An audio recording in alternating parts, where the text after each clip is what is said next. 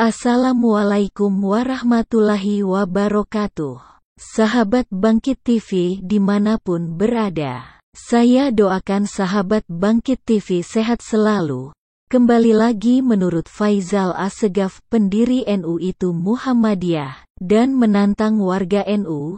Ini cuplikannya. Mau apa? Mau pendekatan Islam. Kiai Haji Hasyim Asy'ari itu adalah punya karamat. Wali-wali Allah paling banyak di NU. Sekarang saya tantang kalian. Kalian baca Yasin, baca Quran, kita mubahalah. Kalau tuduhan-tuduhan kalian mengatakan saya mendapatkan sesuatu, maka niscaya saya hancur. Karena karamat Hasyim Asy'ari. Karena karamat wali-wali NU. Tetapi kalau tuduhan-tuduhan itu kalian tidak bisa buktikan, saya juga bermohon kepada Allah, kepada baginda Rasul. Hancurkan penipu-penipu seperti kalian. Kali ini Gus Muwafiq jawab Faizal Assegaf. Selengkapnya mari kita simak di dalam video berikut ini.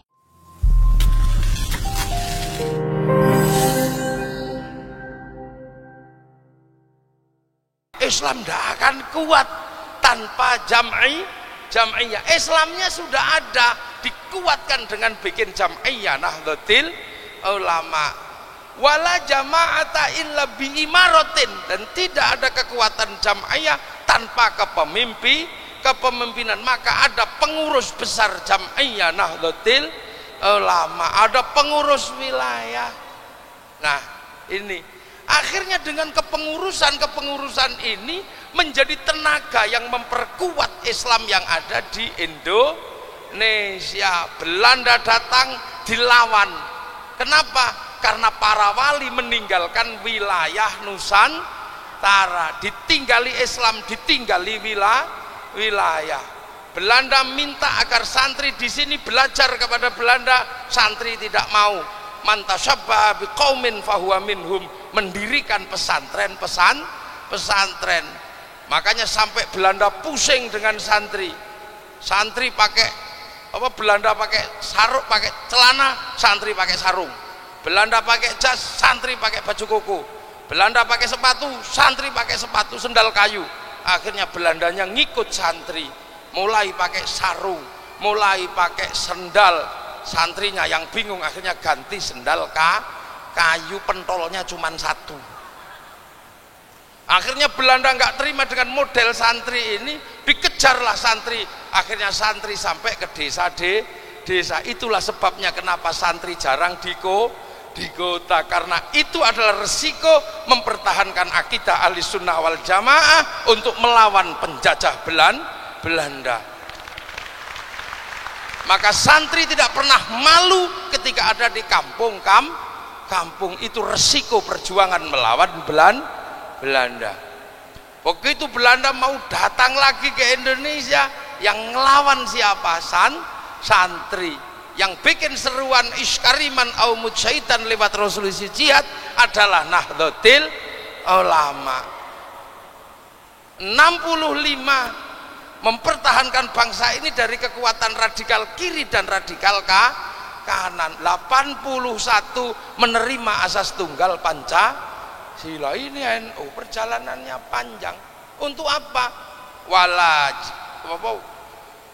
Wala imarata illa bita'atin. Tadi jadi kepemimpinan ini memang harus ada ketaatan. Cuman sekarang ini masalahnya, ketika di sini sudah jadi model keislaman Ahlussunnah wal Jamaah ala thoriqati Nahdlatul Ulama, yang di sana remuk, yang di Timur Tengah dulu di bawah lindungan Turki Utsmani remuk, sehingga sekarang di sana tidak ada perlindungan. Kenapa?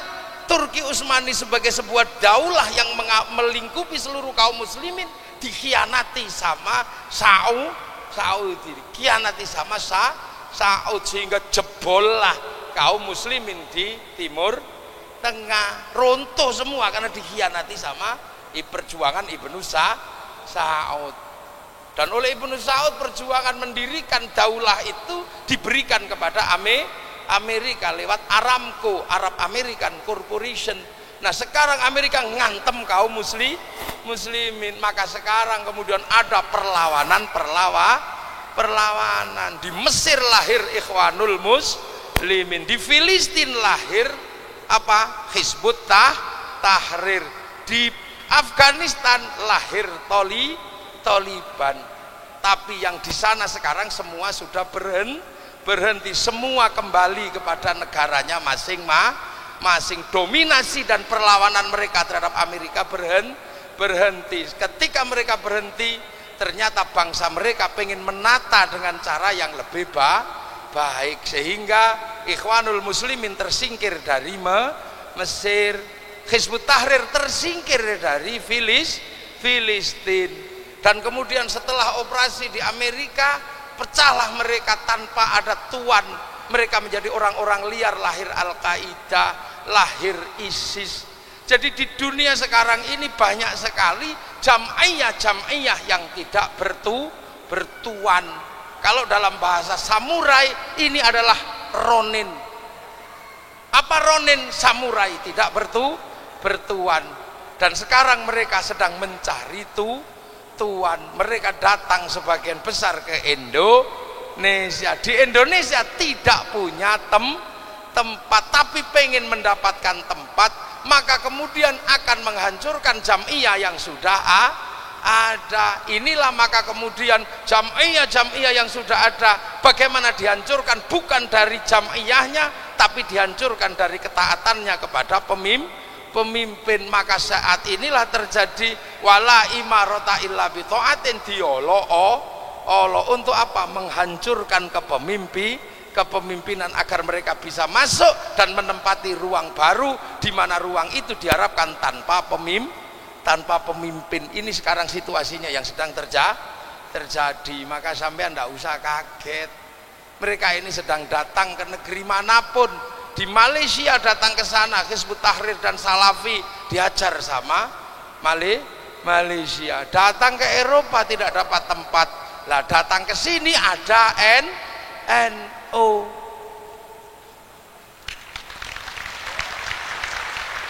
Datang ke sini ada NO. Ini yang kemudian membuat NO hajar dulu agar ada ruang kosong untuk membangun jam'iyah dan kepemimpinan baru. Ini yang terjadi hari ini. Maka sampai tidak usah pusing. Bahwa NU memang lagi diajar kepemimpinannya, dijelek-jelekin untuk apa? Meruntuhkan imaroh di Indonesia, meruntuhkan ketaatan. Untuk apa? Agar orang-orang liar yang tidak bertuan ini bisa masuk ke Indonesia. Setelah terbuang di Eropa, setelah terbuang di Filistin, setelah terbuang di mana-mana, mereka menjadi organisasi yang liar dan masuk ke Indonesia mengharapkan mendapatkan tempat di Indonesia. Maka mereka berbicara tentang ukhuwah. Tapi pengalamannya selalu begitu. Ukhuwah begitu terjalin, mereka akan menjadi mandiri. Karena apa? Karena atiullah wa atiur rasul ini berhenti begitu mereka melihat ulil amri. Begitu mereka lihat ulil amrinya minkum, hanya mereka sendiri. Yang lain tidak boleh lagi ikut menentukan ulil amri. Tapi ketika masih berbicara tentang ukhuwah, semua berbicara tentang atiullah wa atiur rasul. Begitu lihat ulil amri, mereka menyebut diri minkum, hanya mereka lah yang boleh mengendalikan ulil amri. Untung NU wis pengalaman ngadepi pasukan liar kayak begini, ronin ini. NU wis hafal ngadepi kayak begini, udah hafal. Iya, karena NU punya orang-orang yang punya kecerdasan apa? Kecerdasan melampaui zamannya. Lu kok bisa? Lu NU itu berdirinya kenapa? Berdirinya NU itu setiap malam Mbah Hasyim Asy'ari 41 kali surat Kahfi, 41 kali surat At-Taubah dalam sholat. Yang lain kan kalau mendirikan organisasi paling kulhu. Iki Mbah Hasyim ini 41 kali At-Taubah, 41 kali surat Kahfi. Maka NU jadi besar kayak begini, penumpangnya banyak dan beraneka macam. Ada yang sudah sholat, ada yang belum, Ada yang senengannya baru setahun sekali lebaran, naik. NU terima semua. Ada yang masih sholat tapi sekali-sekali bandar togel, ada NU. Lengkap, ini besar organisasinya. Untung punya sopir yang luar biasa kayak Yai Miftahul Akhyar. Dan beliau ini sopirnya, makanya Yai Miftah ini kalau nyopir nggak gerasa gerusu, uang penumpangnya kayak kita ini. Nanti kalau nyopirnya banter, mutah-mutah kita ini. Maka banyak yang mengatakan NU telat, NU tidak responsif, NU terlambat. Ya biasa, kendaraan besar, yang lain sedikit penumpangnya, makanya larinya cepet. Yang boleh naik yang jenggoten tok, yang nggak jenggoten boleh naik. Yang boleh naik yang cingkrang tok, yang lain makanya larinya cepet, weng, tapi nabrakan. Ada yang tahu-tahu nabrak sapi, ada. Ini nabrak, makanya NU itu biasa pelan gini. Jadi nggak usah heran. Karena NU ini di baris ini, makanya sampai nggak usah heran muridnya ulama, tempat pencucian. Gitu loh. Nah, ulama nggak pernah lupa. Kalau ulama itu nggak pernah lupa karena ngomong paling bawah, selalu ingat dengan dawuh Rasulullah, mayyuridillahu bihi khairan yufaqihu fid din. Siapa yang dikehendaki baik oleh Allah akan dikasih ngerti dalam urusan agama. Lah khairan di situ itu nakiro. Khairan itu kalau nakiroh maknanya khairan kamilan, kebaikan yang sempurna. Lah kebaikan yang sempurna itu bukan milik manusia, maka baiknya manusia tidak sempurna. Makanya jangan merasa bahwa manusia kalau baik harus sempurna, nggak bisa. Malam hari ini jam ini yang paling baik siapa? Ya saya. Ngapunten ning yen. Apunten ya Imam tadi. Gawe contoh nih. Yang paling baik siapa? Kalau baiknya itu nakiro, yang paling baik saya. Ini yang berdiri sendiri terus tiga imek. Tapi saya nggak boleh mengatakan sayalah yang paling baik, karena saya menjadi kelihatan baik karena ada panitia. Kalau nggak ada panitia yang bikin pengajian, saya nggak ada di sini lah. Kalau sudah gitu yang baik siapa? Ya ribut saya sama panitia. Nah, ini menjadi baik lagi karena ada yang duduk di sini. Kalau nggak ada yang duduk di sini, ini bukan pengajian, bukan harlah, namanya cekson. Ini jadi kebaikan itu nggak bisa berdiri sendiri, ya. Ini cekson. Makanya kaum muslimin itu muridnya ulama itu hati-hati betul kalau mikir, karena kebaikan nggak bisa berdiri sendiri. Ulama nggak bisa hancurkan Yahudi, bunuh Yahudi. Muridnya capek. Kenapa? Karena umat Islam kalau pergi haji yang nyiapkan pesawatnya orang Yahudi. Yahudinya mati sampean pergi haji ngelangi. Tuh, hidup itu kebaikan itu nggak bisa berdiri sendiri. Orang Nasrani mati semua, susah perempuan kita nggak bisa dandan. Karena yang bisa bikin bedak cantik itu orang Perancis. Nasrani, bedak Betawi, beras ditumbuk ya blonteng semua. Loh, makanya ulama itu nggak terus sok-sokan bikin hukum. Itu rokok haram, ya baik orang nggak ngerokok. Tanya Ning Yeni, pasti suka laki-laki tidak merokok. Akan tetapi Kiai kenapa nggak mengharamkan rokok? Karena rokok dasarnya tidak ada halal haram, nggak ada. Wong rokok itu nggak ada hukumnya. Jangan karena bersih baik terus berdiri sendiri mau bikin kebaikan dengan haram rokok, nggak bisa. Makanya Kiai selalu nanya, kamu kenapa nggak ngerokok? Karena kalau ngerokok pusing Kiai, makruh. Kenapa kamu ngerokok? Oh, kalau nggak ngerokok malah pusing ya, wajib.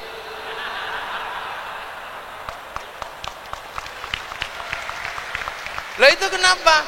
Karena rokok gak bisa berdiri sendiri. Ada cukai yang masuk ke negara 174 triliun masuk negara. Rokok diharamkan, cukainya haram, masuk APBN, APBN-nya haram. Untuk bikin masjid, masjidnya haram. Maka yang mengharamkan rokok dosa lewat sholat di masjid ini. Lah ini hukum. Dan ini muridnya ulama. Lah sekarang ini kesini semua. Makanya bahasa mereka sama. Mau bikin hoa, mau bikin apa.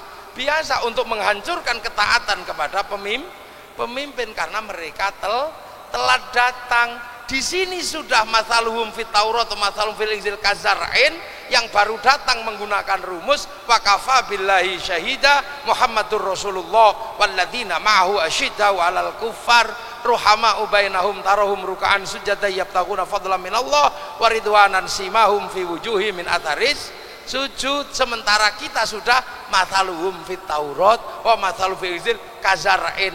Mereka telat datang. Kenapa? Karena enak di sana. Tapi begitu dikhianati, khilafah khalifah hancur, mereka sekarang begitu remuk. Bayangkan kembali khalifah. Lah kita dari awal dedel duel, tak ada bantuan khalifah. Maka sekarang Turki runtuh menjadi puluhan bangsa, sementara kita malah puluhan bangsa menjadi satu negara kesatuan Republik Indonesia. Ini ya lho NU. Makanya sampai ojo kaget ditinggali Islam sama para wali dipertahankan, ditinggali wilayah dipertahankan, Islam harga mati, NKRI harga mati. Kenapa? Lah karena hanya NU yang menyatakan penerus Wali Songo, liane ndak ada. Maka bahkan ada yang mengatakan Wali Songo nggak ada. Kenapa? Karena Gajah Mada sudah Islam, namanya Gajah Mada. Ya tapi saya jengkel, gimana Gajah Mada kok Islam menurut kamu? Ya itu sudah Islam Kiai, kamu aneh. Saya mendoakan orang mati, kamu bilang musyrik. Lah kok malah kamu ngislamkan orang mati? Lah maka kemudian yang alok-alok Wali Songo nggak ada. Ini semua jenggotnya panjang, ada namanya Zainal Abidin, ada Badrus Salam. Ini yang alok-alok Wali Songo nggak ada. Wali Songo fiktif. Akhirnya Kiai Said yang bales, dasar orang kalau jenggotnya panjang itu goblok. Akhirnya mereka bales, Kiai Said yang goblok. Penerus Wali Songo kok mengatakan orang berjenggot itu goblok, padahal seluruh Wali Songo itu berjenggot. Lah katamu kemarin nggak ada, kok sekarang ada dan berjenggot. Itu asalnya. Jadi ini makanya begitu Malaysia tahu, Ronin datang itu, Hizbut Tahrir, Ikhwanul Muslimin keluar dari Mesir tak bertuan masuk ke Malaysia, diajar sama Malaysia, dan Malaysia diserahkan kembali sama si Upin dan si Ipin. Bahwa Malaysia tidak bisa lepas dengan India, dikenalkan dari kecil dengan tokoh namanya Jarjit. Malaysia nggak boleh lupa berhubungan dari dulu dengan Cina, maka kemudian si Upin dan si Ipin dikenalkan dengan tokoh Mei. Di Indonesia mereka nggak boleh lupa dengan Indonesia, bikinkan tokoh Susanti. Itu cara Malaysia. Lah kita caranya NU apa? Ya kita kembali dengan cara ulama. Yang satu kembali dengan cara virtual, dunia maya. Makanya kemudian kiai tertingginya namanya Google, karena tidak punya kiai real maka tidak ada khol. Coba kalau ada kiainya yang asli manusia pasti khol. Berhubung tidak punya guru ya nggak ada khol, nggak punya guru. Wong gurunya Google masuk dikholi.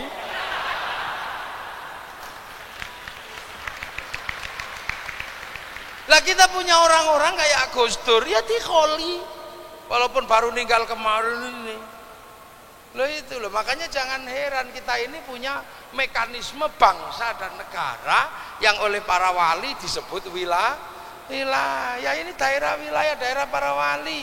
Manusianya disebut ra'iyah, kullukum ra'in wa kullukum mas'ulun an ra'iyati. Maka penduduknya dinisbatkan pada Rasulullah dengan disebut rakyat. Nah kalau sudah rakyat tidak boleh disebut kafir. karena kafir itu menentang Islam. Kalau hidup bersama namanya dhimmi, kalau saling bertanggung jawab namanya ro'iyah atau rakyat. Itulah maka kiai-kiai sepuh gak pernah mengkafirkan orang. Iya. Terus kemudian kalau ro'iyah ini ngumpul disebut musyawarah, namanya wasyawirhum fil amri. Kalau musyawarah jangan menang-menangan sendiri, maka musyawarah yang tidak menang-menangan sendiri dalam Quran disebut tafassahu fil majalis fafsahu yafsakhillah, maka kemudian disebut majelis. Kepemimpinannya wasi'a kursiyus samawat, maka kedudukannya disebut kursi. Bahasa musyawarah, bahasa ro'iyah, bahasa kursi, bahasa majelis ini bukan bahasa tongkrongan, ini bahasa resmi Undang-Undang Dasar Negara Republik Indonesia. Makanya kalau mau cari negara dengan struktur paling Islam ada di Indonesia.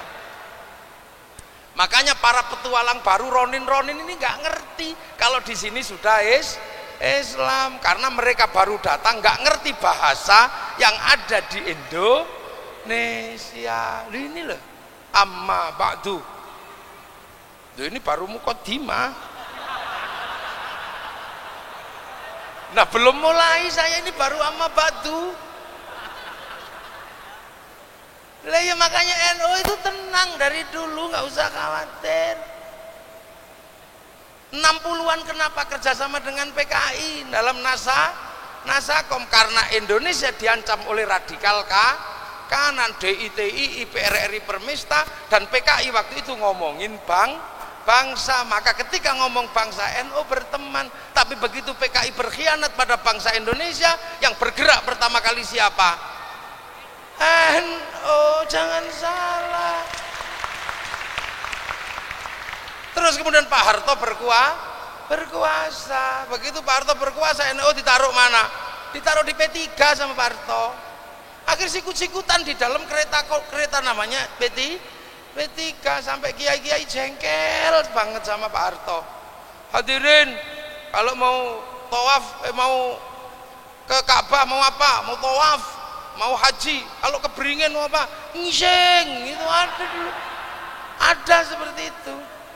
Tapi Pak Harto butuh kestabilan bangsa dan negara, maka diberlakukan asas tunggal Pancasila untuk membendung radikal dan kiai-kiai hampir nggak mau. Tapi oleh Gus Dur bermain, Gus Dur dalam situasi seperti ini kepanggil sama ya Ahmad Siddiq, tolong ya bikin ukhuwah watoniyah basyariah Islamiyah. Untuk apa? Untuk membawa bahwa NU ini punya persaudaraan bangsa, punya persaudaraan manusia dan persaudaraan Islam. Akhirnya sadar, akhirnya NU mulai ngerti di bawah kendali Gus Dur. Dan Gus Dur melakukan permainan level tinggi. Bapaknya Mbak Yeni, ketika Pak Harto, loh, tepuk tangan sing banter, tidak apa-apa.